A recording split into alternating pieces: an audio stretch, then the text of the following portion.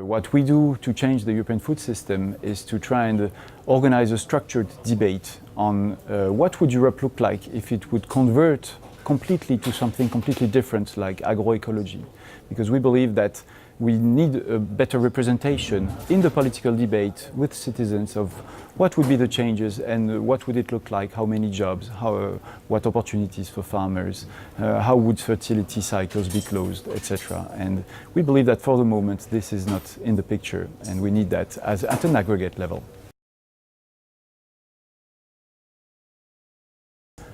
What we do to organize a structured debate is first that we think we need to have a common language for people to look at what would mean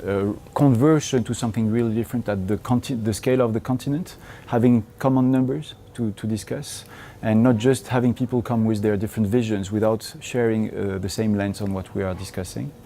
And then we can organize events that are specifically in one supply chain or others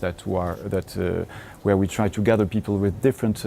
levels of governance or different territorial levels. So we try and have a kind of a homogeneous way of gathering people that have the same background, or this might be easier for us to discuss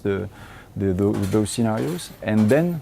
once we have shared the scenario with people from the same background, we organized a workshop with more diverse people.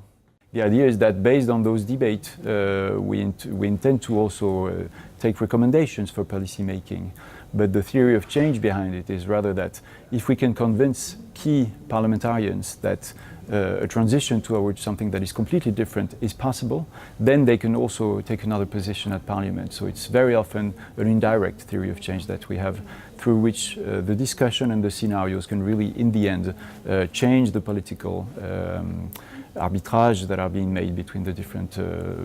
parties or the different groups of interests.